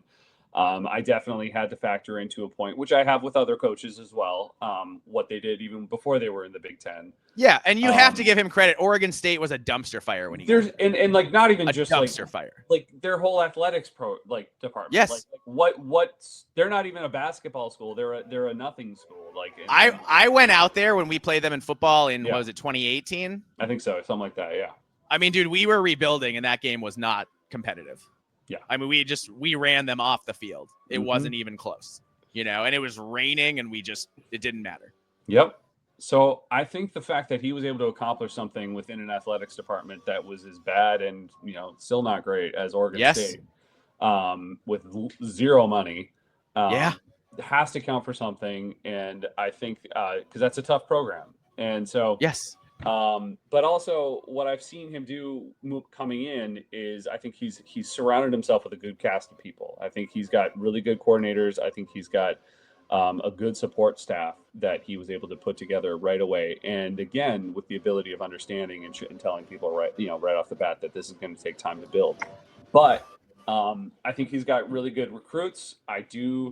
This is also, I think for me, I'm totally admitting that it's my Hudson Card / now Aiden Childs effect. Aiden Childs, your guy. Your guy. I believe. I think I think that this guy could be the next freaking major gunslinger in college football, and I'm gonna hold on to that for now. And I will eat it if he doesn't turn out to be. And you're welcome to come at me and tell me I'm wrong and laugh. This is the year, though, right? He's had a couple of years of experience. Yes. He had a year at Oregon State. He had a year at Michigan State. Yeah. He's been in the same offense. He's got some continuity with the supporting cast. This has got to be the year he takes a step forward, right? He's got some good receivers. Like Nick Marsh is great. Yep. Yeah. I think that now with a full year, Jonathan Smith is going to be able to put together a pretty darn good team. And I think I could see them winning 8 games potentially this year. Yep. 8. I'm doing it. Wow. That's a big jump, John. Because I'm also one of them better not be against us. Well, I hope not. But like I could see Joe Rossi, you got Joe Rossi now. He's been able to recruit. He's a great recruiter. I think that you're going to see the defense improve. I think you're going to see the offense improve. I think Childs isn't going to make as many mistakes. And I think Jonathan Smith is that kind of guy to get him there. So I think discipline is going to be a major thing, and they're going to be a more disciplined team, which I think a more sound, fundamental team, and that they're going to be able to put together and win some tough games. So that's why I have him as high as I do. I'm sure, I could totally understand why you would put him where you had him. Also makes perfect sense. So I know I kind of switched some things around there for us, but yeah, I like Jonathan Smith. I'm still a full believer in him. Yeah, and we're Lord of the Rings fans, and it's fun that he looks like Bilbo Baggins. Oh my gosh, he does. He really does. He does. I expect him to walk out of a Hobbit half door all the time. Oh, that'd be amazing. Okay, that's right so funny. on. I never thought about that. Yeah. Oh yeah, dude. Go look at a picture of him again. You can't. Once you see it, you can't unsee it. It's Bilbo. It's Bilbo. Yeah. All right. Next up, we have number 8, Greg Schiano of Rutgers. Mm-hmm. So Schiano has had 2 stints at Rutgers. He coached them in the 2000s when they were in the Big East. However, I am only counting his Big Ten or the Big Ten stuff. Yeah. So Greg Schiano is 94 and 101. That's 41 and 79 in conference. Last year he was 7-6, 4-5 in conference. Schiano is as solid as they come, man. Yeah. He's a good coach. His teams play hard. They have good fundamentals. They aren't flashy, and the passing offense is pretty anemic, but they run the ball and play defense. You can set your watch to it. Schiano even managed to get a half-decent season out of 8th and Kaliak Manis, which is a borderline miracle. Yep. Borderline miracle. I did not think there was anyone who could make him a passable Big Ten starting quarterback. That said, he squandered last season a little bit. Rutgers should have won 8 or 9 games. They should have, but they went just 7-5. And then lost the bowl game to go to 7-6. So he's also never had a winning record in Big Ten conference play. So Schiano's a good coach, but he hasn't broken through with that big Big Ten season yet. He's recruiting, he recruits better and better. He wins a little more and a little more, but they haven't had that breakthrough look at us season yet.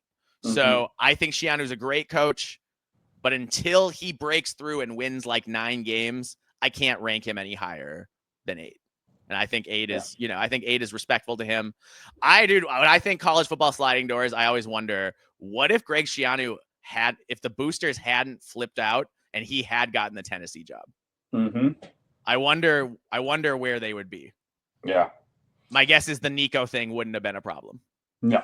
Yeah. No, I'm with you. I think you got to also take into consideration the kind of job he's done at a program like Rutgers. Like this is Rutgers is a tough job. A really hard job. It's a commuter school. Yep. They don't have a home field advantage, really. Nope. Yeah. So I think the fact that he's done as well as he has at Rutgers and continues to be moving upwards, it may only be in small increments, but like I think he's getting there, and it's Yes. always a move forward. Yes. And so The I recruiting has improved yeah, immensely. in a Immensely. big way. Yeah. Yeah. So that I got to give him credit, man. I got to, you have to take that into consideration of where he's doing this, where he's recruiting, where he's coaching, and he doesn't deserve to me anything lower than 8. In my Yeah. opinion. So That's where I had him too. yeah. All right. So in the top 8, John, we have you and I picked all the same coaches, but in very different orders. Yes. So it'll be interesting to see. We just saw we both had Greg Schiano at 8. And now at number 7, Minnesota and PJ Fleck. Mm-hmm. Let's see, where do I have PJ here? Oh, where did I have PJ? John, why don't you start and tell us why you picked PJ Fleck there? Well, I had PJ Fleck at number 7, below Kirk Ferentz, Brett Bielema, James Franklin, Dan Lanning, Ryan Day, Kirk Cignetti. Because PJ Fleck, and it is pointed out to us all the time, never did happen to win the West Division and never got to a Big Ten Conference Championship game. So, but what he did accomplish is, how many bowl games have we won now in a row? 6. 6 bowl game wins. That's under Fleck. I think we're at 8 total. Yeah, 8 total, but 6 under Fleck. Yeah. Multiple winning seasons, from 8-9 wins. And I think that the constant trajectory upwards as far as recruiting is continuing to improve. He is, as we've already talked about when we talked about Luke Fickell, he is going in and stealing top recruits from other coaches, rival coaches. That is huge. That's something from Wisconsin. We've never done that before. From North Dakota. Yeah. Like North Dakota's in-state recruiting now. We get like if there's a football prospect in North Dakota, Minnesota pretty much gets first look. Yep. It didn't used to be that way. It used to be the Dakota kids all wanted to play at Nebraska. Yep. When I was growing up, I remember my football coaches were Nebraska fans, and I would give them a hard time because we were pretty good. We were pretty good then. And I was like, why do you guys jock Nebraska all the time? They're not any good, and we are. Mm-hmm. And they're like, oh, they're gonna be back. Yeah. Yeah. Well, I should call up an old football coach and be like, I know I haven't seen you in a long time, but how's that Nebraska's back thing going? Yeah. How's that going? You told me they were gonna be back. How's it going?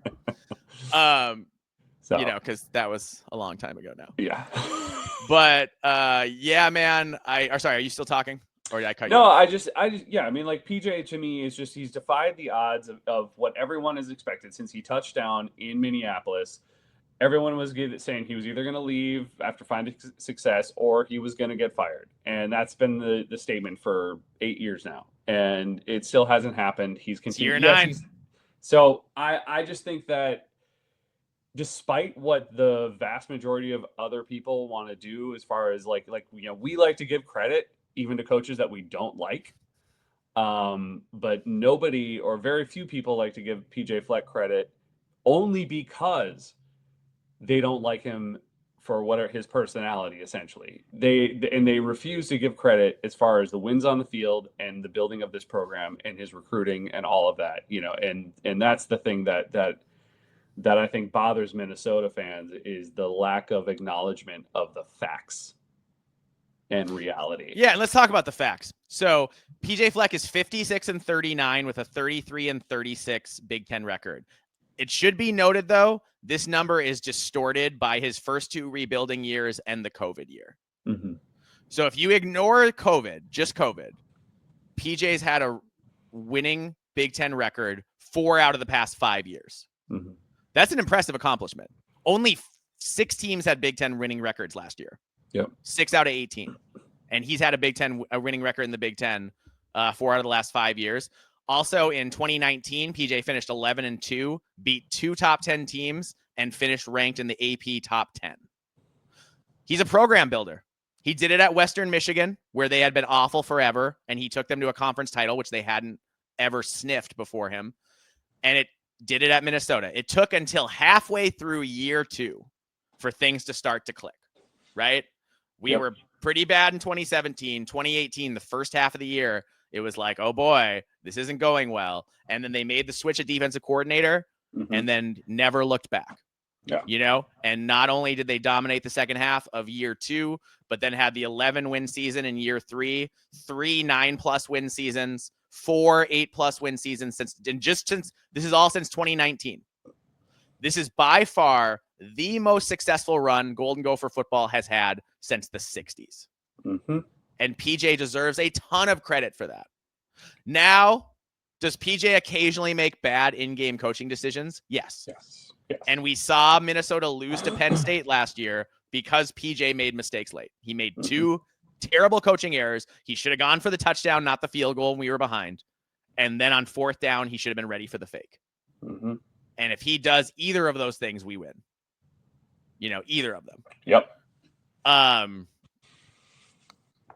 But PJ has built the program. He's gotten people invested. He's raised a ton of NIL. That's the other thing.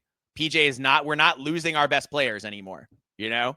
because PJ's raised so much NIL that most of the time, if one of our guys gets an offer, we can either match it or at least be competitive enough that they would rather stay than roll the dice on moving somewhere else. I don't know, man. I mean, wait until a major school throws Coy Parrish a bag. That's what I keep hearing every day. That hasn't happened already? Yeah. Like Ryan Day didn't personally visit him in Esco, Minnesota. The day before signing day, John. Not just any day. He went to Esco, Minnesota the day before signing day because he wanted Coy Parrish so bad. Yeah. Well, Coy Parrish is still a Gopher. Yep. Darius Taylor is still a Gopher. Yep. So I know partially that's because you and me, and good for us, donate our hard-earned money to make sure that stays that way. Yeah. But the point is, PJ has gotten people invested. Yeah. There are way more families and young people at Gopher games than there ever were in the past. Yep. Because PJ, all these new fans and all these that he's built. So PJ is really, he's just a program builder. If he stays at Minnesota long enough, I think he gets a statue someday. Yeah. If he stays for, he's been here about a decade. If he stays for another one, it could be there's a PJ Fleck statue outside of the bank at some point. And dude, the fact that he's never lost a single postseason game. That's wild. That's crazy. Yeah. It's like every year we get our bowl game and I'm like, well, we're going to win the bowl. Yeah. Doesn't matter who we're playing. Yeah. And how many other teams have done that? 6 other teams in all of college football have like bowl streaks that high? It's very few. Yeah. It's not many. I don't know what the number is, but it's very few. Yeah. Yeah. So PJ's done a great job. He's got a good team this year. And also PJ proved he could adapt last year. Last year he had a throwing. He had to do the opposite of Lincoln Riley. Normally PJ wants to run the ball a little more than he throws. He wants to go about 60-40 run pass. Last year we couldn't run the ball. And so we were super pass happy, and PJ wasn't stubborn. He didn't insist on running inside zone 40 times when it wasn't working. He was like, okay, we're going to throw the ball. Yeah. And it worked. Yeah. Because sometimes you got to play to your team's strengths. Yep. And one thing PJ has done a great job of doing is evaluating the talent on his own team and being able to play to the strengths of those players. Yep. Yeah. Yeah. So PJ Fleck, number 7 on the list. And now at 6, we have to go to our hated rivals in Iowa City and talk about Kirk Ferentz. Kirk Ferentz, man, he has been a thorn in our sides for longer than I care to remember. He has been at Iowa for a quarter century. His record, John, and this is kind of amazing. His record at Iowa is 204 and 124. His conference record, 128 and 88. 128 and 88 in conference record. Damn. That's really good. Wow. It's really good. It's way higher than I thought. That I had to double check and make sure I wasn't wrong when I looked at it. I was like, really? 88? Oh, only 88 conference losses. Wow. Out of over 200 games. That's insane. It's really good. Ferentz has done big things at Iowa. He tied for the Big Ten title twice in the 2000s. Won the Orange Bowl one year during an 11-2 season. That was the Ricky Stanzi, love it or leave it. I'm the most American man ever. Remember that? Yeah, I do. I love America. Love it or leave it. I'm American. We were like, yeah, Ricky, we're all Americans too. What do you mean? He's like, love it or leave it. We're like, we're all staying. What do you? Yeah, I'm not. What are you even talking about? He was funny though. He was a good player. He was a good player. Yes, he was. In 2015, Ferentz was one play away from winning the Big Ten and making the college football playoff as an undefeated team. Thank you, Sparty, for that clutch 4th down and goal play, which prevented that from happening. That said, Iowa has struggled throwing the ball for the better part of a decade now, which is sort of mystifying. Iowa used to throw the ball really efficiently in the first 60% of Kirk Ferentz's tenure. So it's troubling in the last 10 years that they've lost the ability to throw the ball. The D is still salty. The running game and special teams are great. So Iowa continue. Go ahead. Okay. So Iowa continues to win games, but last year they lost to Iowa State early, then had head-scratching losses to first-year coaches at Sparty and at UCLA. That's bizarre. It's bizarre for a program as mature as Iowa to lose 2 games to teams in year 1 of a rebuild. Those were bad losses. They should not have lost either one of those games. It's kind of inexcusable. And Iowa should have made the college football playoff last year. They had the favorable schedule, an all-world running back in Caleb Johnson, yet they still finished just 8-5. So is Ferentz starting to slip? It's possible. It's also possible he's not. Either way, got to give the man credit for a long and successful career. Sorry about that. No worries. I was just finishing my Kirk Ferentz spiel saying he's done a great job, but to not make the playoff last year, to lose to first-year head coaches at Sparty and UCLA, that's bizarre, and it's really disappointing. They only went 8-5, despite the fact they had a favorable schedule and the best running back in the Big Ten in Caleb Johnson. Yeah, I think with Kirk Ferentz, my thing is we got to give him full credit. And the reason I have him this high is for exactly what you've pointed out when it came to his record and everything like that and what he has accomplished in the Big Ten. And I mean, just in college football in general, man. I mean, he's one of the best coaches as far as success and longevity that ever. All time. Yeah. He's like Bill Snyder at K-State. Yeah. So you have to give him the utmost respect for what he's done. Now, that being said, do I think that there has been a slow descent in a way over the last 10 years? Yeah. Is it something crazy? No. I mean, he's still winning 8-9 games in 10 games some years. 10 games some years, strictly because his defense and Phil Parker are so amazing. Yep. But it is concerning, and I think even the fan base can recognize it to a point, that it just seems like things aren't the way they used to be. And it really all comes from the offensive side of the ball. And you and I, I remember when McNutt was playing, and I just Marvin McNutt was amazing. Marvin McNutt was incredible, and then also when C.J. Beathard was there, and all these these really good quarterbacks, and Iowa, Brad Banks, Drew Tate, Ricky Stanzi, you always saw, it wasn't that they were the most flashy offense or had the most flashy pass game, but they were they were efficient, and they were efficient. Exactly. And that just isn't happening anymore. And they can't even recruit receivers at a high level anymore. And so because it's been so long since they've been successful in the passing game. Exactly. So there's cause for concern. And I'm not saying, that Iowa's program is just gonna, the floor is just going to be ripped out from underneath them or anything like that. They're still going to be good and a respectable program. But yeah, I don't know. I think that his retirement is coming. It has to be, you would think. And I think even the fans are kind of in a way hoping for that. Obviously there's nervousness around who his successor could be, but as long as it's not Brett Bielema, I think I might be okay with that. Yeah.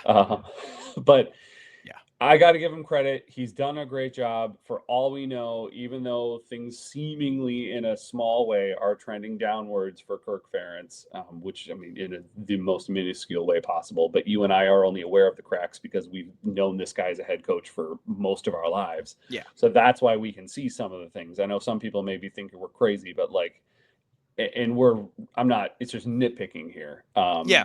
But like, We're talking about small things for sure. Yeah. So, but yeah, I mean, he deserves to be in the, bare minimum top 6. You can absolutely put him in the top 5, and I would have no problem with that. I had him at 5. Yeah. That would make it would make sense to me. So yeah. All right, moving on to number 5. We've got James Franklin at Penn State. James Franklin, man, he has been, well, first of all, let's talk about the good stuff. 101-42, a 64-33 conference record. Last year, Penn State went 13-3, 8-1 in conference. Their only losses were to Ohio State, Oregon, and Notre Dame, who were all incredible last year. Obviously, Ohio State won the Natty, Notre Dame was runner-up, and Oregon won the Big Ten and went undefeated. So 2024 was big for James Franklin, man. For years, he was dogged with the accusation that he never beat Ohio State and didn't beat Michigan enough. And it's true that James Franklin beat Ohio State once, and that was 9 years ago now. But the Nittany Lions have been very competitive with the Buckeyes. And honestly, it might be a little unfair to Franklin.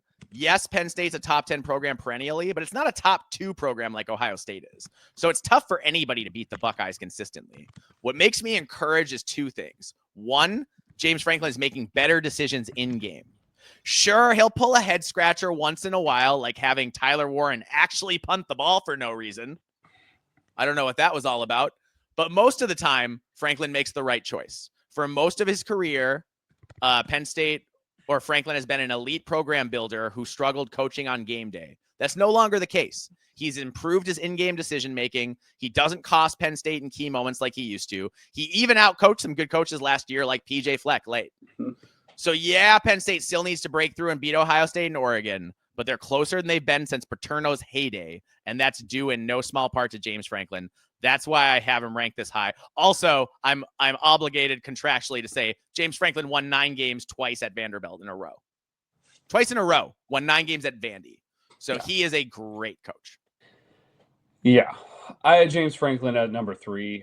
I think the consistency of success that he has had there. I understand you can hold it against him about he doesn't win big games or he consistently goes 10-2, which, as if that's a freaking problem. That to me is just an astounding thing to accomplish year after year in the Big Ten. So yeah, I think that to give him, I had him at 3 because I just do think, and obviously I think getting to the college football playoff and playing the way he did last year is also, to full credit to him as well, and his recruiting and all of that. Like he's a high level elite head coach, and there's not much I can say. My only issues maybe are just the fact that, like, I think in a way, kind of like Kirk Ferentz, just in a much smaller way, his passing game has become a little less just not as effective as it used to be. Which is strange. It is with strange. The way you recruit at Penn State. So that's weird to me. But at the same time, your defense, your running game, your line of scrimmage on both sides of the ball are just consistently top tier. Incredible. Just rolling out NFL draft picks left and freaking right. Yeah. So, I can't take much away from that. They lost Chop Robinson and got better at defensive end. Yeah. It's wild. Like, it's crazy. So, yeah, man, he deserves to be in the top 5. 100%. Yeah, for sure. All right. At number 4, we have a guy that I love to hate on. Used to, not as much anymore. Brett Bielema at Illinois. So Brett Bielema at Illinois, first of all, he went 10-3, 6-3 last year. And here's his total Big Ten record. If you count Illinois and Wisconsin, John, he's 96-46, 55-37.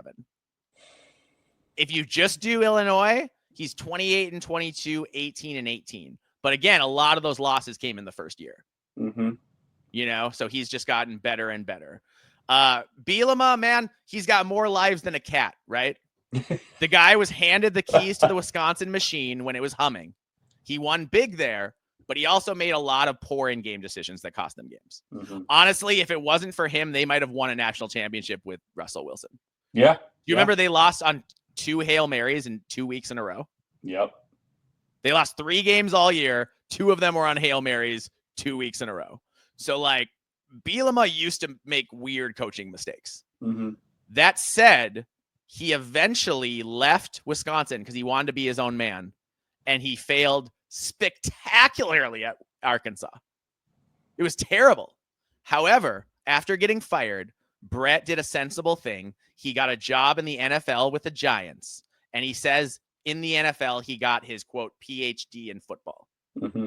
And then he got the Illinois job.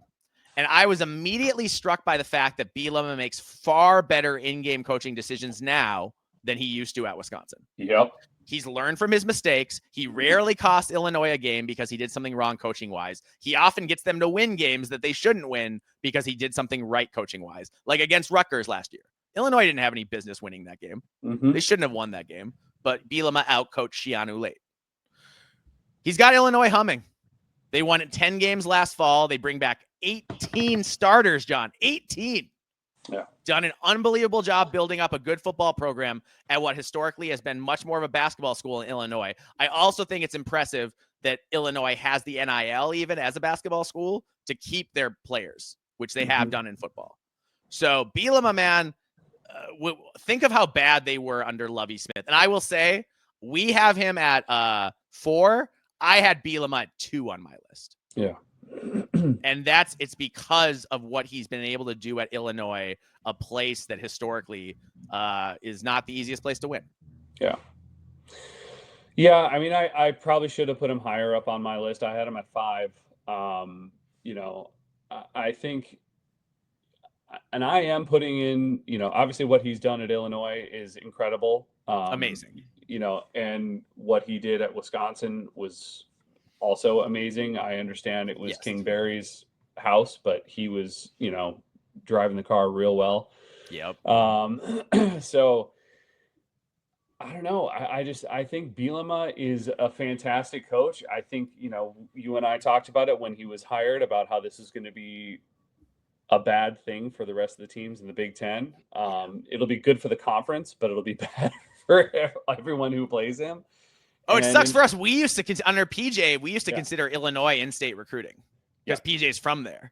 Mm-hmm. And now it is a lot harder. Like, I'm not saying we can't still pull guys out of Illinois, but it's harder than it was before Bielema got there. Yes, it was. Yeah. So, look, I got to give him credit. I think he's amazing. I think he's a great head coach. He's doing a fantastic job.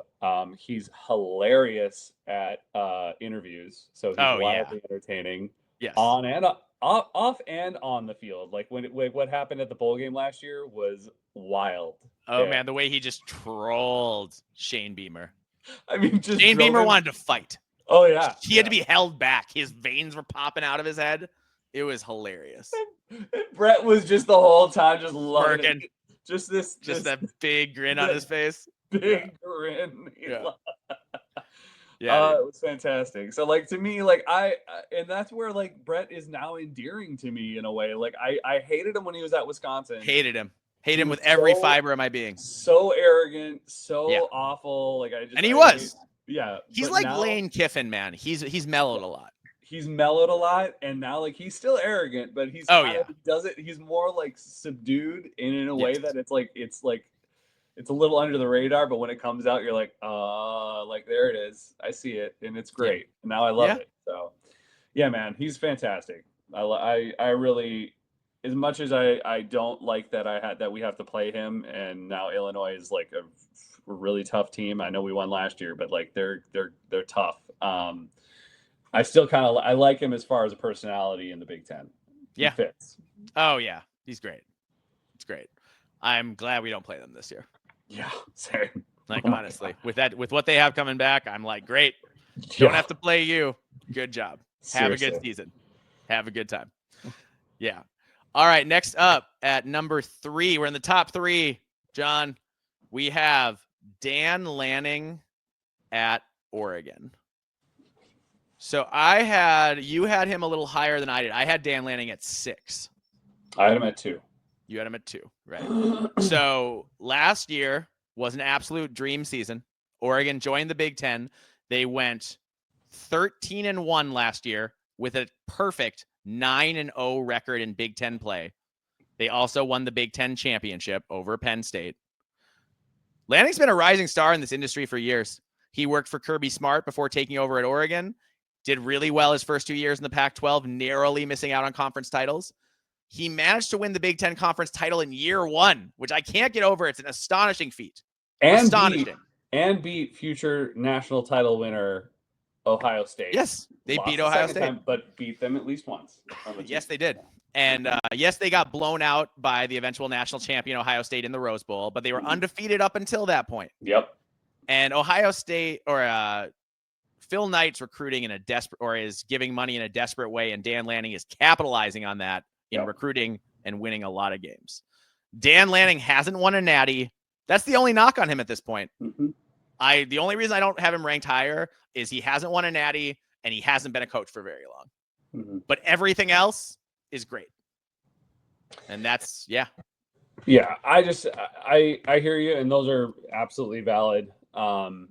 I think it's just the fact that he won the Big Ten in the first year, man. And we're talking about what he's done in the Big Ten, I just gotta have him high on the list for that, Yeah. And he did beat Ohio State once. They got demolished the second time, but he accomplished that right off the bat. And I think that's a historically great Ohio State team that he beat. Exactly. Yeah. So I just there's really nothing I can say other than that. Yeah, he didn't make it to the national title game last year. Like, oh darn. Oh well. Okay. Yeah. Well, you lost one game to the national title winner. Like, all right. So I think what he's done so far, obviously what he's done in the past has been great, and what he's done so far is fantastic. He seems like he's a great leader. He's obviously able to recruit out of his freaking mind in Eugene. And I think he's taking advantage of that, man. And I think he's just shown that he can, and he will continue to do that. I think Oregon, again, under his leadership, is going to be a national title contender this year. Yeah, and they already won the Big Ten. John, I would eat warmed over moldy lutefisk. Yeah. If we won if that meant we could win the Big Ten and go undefeated. Same. And I wouldn't even care what happened in the postseason. I mean, I would care, but I would get over it real quick. Yep. Same. That's what a year. What a year. Yep. I think some Oregon fans, because they just joined the Big Ten, don't realize how hard it is to win the Big Ten. Mm-hmm. And I just hope you're appreciating it as much as you should. Yep. Because it's not, these things don't come around very often, even for a school like Oregon. Yep. But I agree with you that they will continue to be national championship contenders as we go forward. All right, John, at number 2, we have the guy I had at number 1, Curt Cignetti at Indiana. Last year, he went 11-2 with an 8-1 Big Ten conference record. John, Curt Cignetti took the least successful Big Ten football program of all time in Indiana, the losingest program of all time in the Big Ten. And somehow in year 1, they went 11-1, 8-1 before losing in the playoff to eventual national runner-up Notre Dame. But it's not just that, man. Cignetti's won at every other stop on his coaching rise. He's been conference coach of the year several times, won several conference titles. He started as the architect of Nick Saban's dynasty, being Nick Saban's recruiting coordinator in the late 2000s. So he was the architect of Saban's unbelievably dominant run that he went on. Nick Saban, considered by many the greatest college football coach of all time, definitely the greatest modern coach of all time. Mm-hmm. For me, man, Cignetti's just as good as it gets in coaching. He wins big everywhere he goes. He managed to have the best Indiana season since the late 60s in year 1 in Bloomington because he was so good at evaluating both his own guys that he had transfer in from James Madison, but also guys like Curtis Rourke that he had transfer in from, MAC transfers, other group of 5 transfers where he just scouted. He just flat out scouts talent better than everybody else. And that's why I'm just not going to bet against him. He's got the ability to win anywhere as he's had bad jobs, including Indiana was a bad job before he got there, and now it's not, and it's been a year. It's been a year, and we talk about Indiana totally differently than we ever talked about Indiana before in our entire lifetime, in our whole lives. Even when they had Antoine Randall, they weren't scary like this. Yep. So, yeah, man, I think Cignetti's 2 on our list. I had him number 1. I just think the guy, pretty much turns water into wine wherever he goes. He absolutely does. I think it's a fair statement to put him there. I had him at number 4, really just because of how little experience he has in the Big Ten. What he did was absolutely miraculous. Unbelievable. But I'm only knocking him because it's been 1 year. That's it. Yeah, sure. That's it. Like, otherwise, I have nothing else to say negatively about this man. I think he's a freaking miracle worker, and I'm excited to see what happens this year. Year 2, baby. In year 2, I've got, man, that early, I think it's the first game of Big Ten play, that game, Illinois, Indiana. Mm-hmm. Dude. Yeah. With those teams, with the expectations surrounding those two teams, all I know is we better not play in that time slot. Yeah. We better not, because if I'm at a Gopher game when I want to be watching that game, I'll be going crazy. Right on. All right, John, we made it to number 1. Yep. Number 1, I will say our number 1, he was my number 3. So obviously you had him number 1 to get him to number 1. Ryan Day of Ohio State. 70-10 with a 46-5 Big Ten winning percentage. So his winning percentage overall is 88%. His 90% Big Ten winning percentage is insane, John. 90% of his games he plays in Big Ten play, he wins. Exactly why he's number 1 for me, right? Yes. Last year, Ohio State went 14-2, 7-2 in the Big Ten, and they won the national championship in decisive fashion, blowing out several teams on the way, including Oregon. Let's see who else they play. They played Oregon. Who was after Oregon? Texas? Yeah, Texas, including Notre Dame. And Notre Dame. Yep. Yeah. Tennessee. That's the Tennessee. other. Sorry, Tennessee. Also Tennessee. They crushed Oregon and Tennessee. Yeah. And they mostly crushed Notre Dame until they did come back late, but no, Texas was a close game. Yeah. But they beat them, and that was a great Texas team. Yep. So to do that, I think is incredible. They won the national championship, which is always a big deal. Mm-hmm. The only real knock on Ryan Day, John, is that he should have beaten Georgia in that national semifinal game a few years ago. Yeah. So this should be his second national title, not his first one. And if Marvin Harrison Jr. doesn't get a concussion in the third quarter, Ohio State wins that game. Let's be real. Yeah. Oh, absolutely. Now Ryan Day still got overly conservative late. He shouldn't have gone with the field goal. He shouldn't have played for the field goal to tie. He should have played for the touchdown to win. But again, I'm talking about one game from like 3 years ago. Mm-hmm. And that's what it takes to criticize Ryan Day, because he's so great so much of the time that you have to really nitpick to find any weaknesses. Well, the only other thing you could talk about is Michigan. Yeah, that's the elephant in the room, is that he's 1-4 against Michigan. Yeah. But he backed it up by winning a national title. So by winning a national title. So I think with Ryan Day, man, like, he's got to beat Michigan next year, right? He's got to beat them next year. Has to. Otherwise, even though they just won a national title, if they lose to Michigan, Buckeye fans are gonna be like, "Get him out of here, fire him, he's out." Yeah. That just shows how amazing that rivalry is, and like that's also incredible. But yeah, man. I mean, look, dude, his percentage, like 90% in the Big Ten.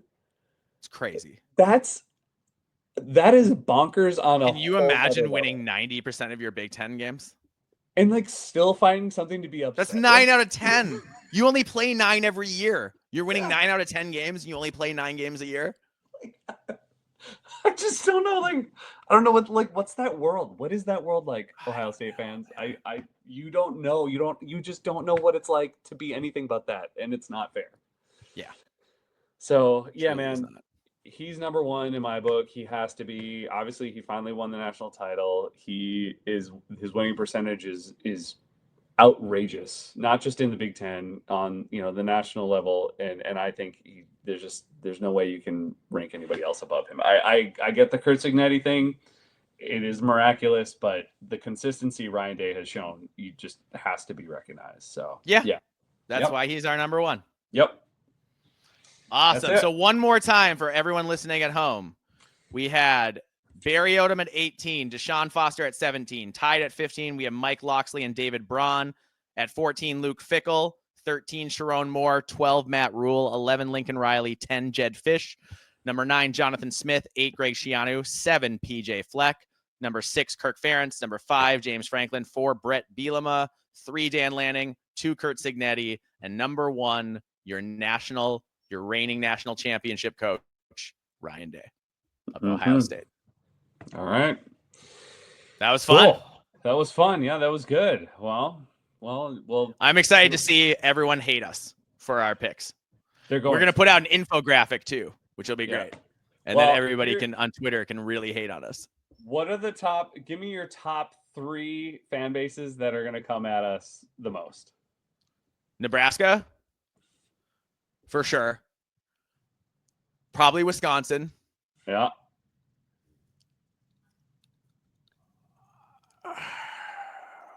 I think it'll be somebody else that's not Iowa. I think it'll be like USC. Oh, okay. Yeah. I was going to say, I think it's a helmet school. Yeah. It's a helmet USC. school that's going to hate us. Yeah, USC for sure. Yeah, Nebraska, USC, and Michigan doesn't care enough to hate on us that much. No, that's what I mean. Like I don't think if we, what? If we hadn't been robbed of the jug, if we had the jug right now, then it'd be different. Yes. But I think Michigan fans, like they're well, and also Michigan fans are just more secure in themselves, I think. Yes, for sure. Yeah. Cool. All right. Can't wait for that. All right. Yeah. All right. I'm excited for it. I hope you all have a great weekend. We sit here recording on this Friday, so whenever you are listening to this, whether it's this weekend or early next week, we appreciate you. If you're sitting here, if you're an hour and 57 minutes into a podcast about college football in the month of May, you are my hero, and I love you, and thank you for listening. We appreciate you all. John, anything you want to say before we get out of here? Find us if you want to find We Live for Saturday. You can find us on YouTube, Spotify, Apple Podcasts, or Podcast Addict. You can find us on Twitter at We Live for B1GSat. You can find Mike at Alibaba26. You can find me, John, at Norwegian Gopher, and you can email us We Live for Saturday B1G@gmail.com. Please follow, like, subscribe on YouTube, Twitter, Spotify, Apple Podcasts, all that kind of stuff. Rate us, give us share us stars, with your please, whatever. Share us with your friends. Yes. With your college football friends and family share our podcast with them. We're trying to grow it. We love and we are very good at answering questions. So if you ever want to DM us or email us, we will answer your questions on the pod. Please hit us up, and thank you so much for listening, and we will see you in the next one.